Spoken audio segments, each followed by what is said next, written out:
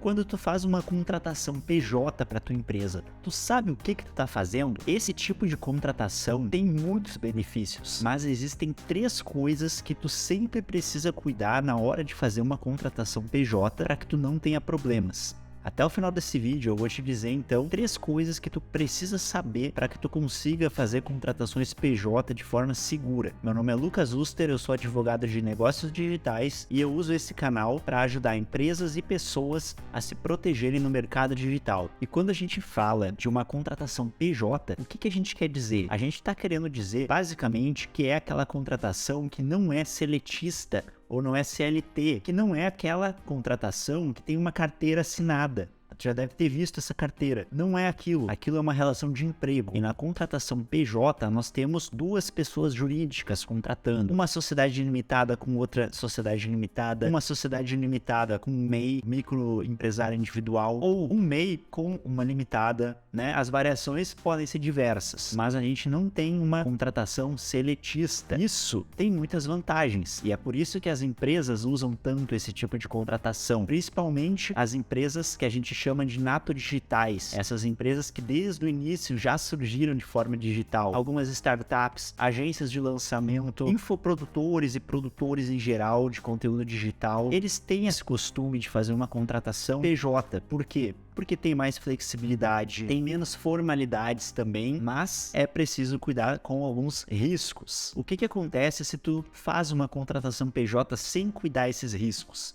Aí tu pode acabar tendo que responder processos, pagar multas, pagar tributos. Inclusive, lá na frente, tu pode ser obrigado a assinar a carteira desse teu prestador durante todos os anos em que tu não assinou. E isso pode sair muito caro lá na frente. Por isso que tu precisa, então, saber bem o que tu tá fazendo e saber esses 3 pontos aqui que eu vou falar agora. O primeiro cuidado que tu tem que tomar é exatamente se a função que tu está buscando contratar de uma maneira PJ permite que o contrato seja feito de forma PJ-PJ. Como assim? Muitas vezes, dependendo do que tu tá buscando, da forma como tu quer que esse prestador realize os serviços, tu não vai conseguir fazer com ele uma contratação PJ, porque senão essa contratação vai ser ilegal. Quando que essa contratação pode ser ilegal? Quando, por exemplo, estão preenchidos os requisitos de uma relação de emprego, mas o teu contrato não é um contrato de emprego, é um contrato PJ. Nesse caso aí, tu corre um grande risco. E para não correr esse risco, o que tu tem que saber exatamente quais são os requisitos de uma relação de emprego. E aí tu vai ter que fugir desses requisitos da relação de emprego. Então tá, quais são eles? Primeiro, pessoalidade. O que é a pessoalidade? Aquela pessoa que presta o emprego tem que ser aquela pessoa.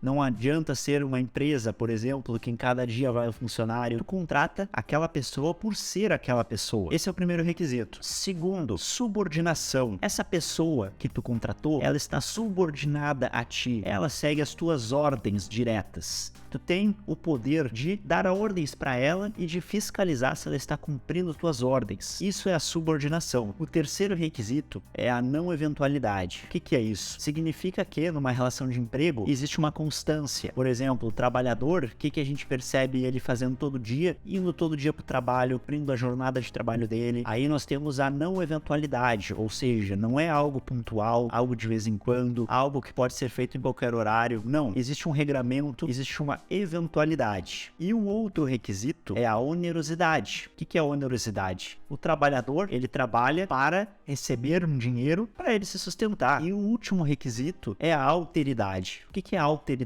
Basicamente, o empregador, quando contrata o empregado, ele está assumindo o risco daquele negócio, que ele não passa esse risco para o empregado vai receber o salário dele, tudo certinho, e o risco de todo o negócio é do empregador. E por isso ele se aproveita também dos lucros desse negócio, sem repassar o trabalhador. Quando a gente preenche todos os requisitos dessa relação, a gente tem uma relação de emprego. E como é que foge disso? Quebrando os requisitos da relação de emprego. E como é que se quebra? Barrando ao máximo a não eventualidade, barrando ao máximo a pessoalidade. Claro que nem sempre é possível, mas a gente tem que sempre buscar quebrar o máximo deles. A subordinação, por exemplo, sempre buscar quebrar o máximo. E claro que de forma lícita, né? Ninguém vai mentir no contrato, ninguém vai fazer algo errado. Então, gente, sabendo quais são os requisitos de uma relação de emprego, tu precisa fugir desses requisitos para que o teu contrato PJ seja realmente um contrato seguro.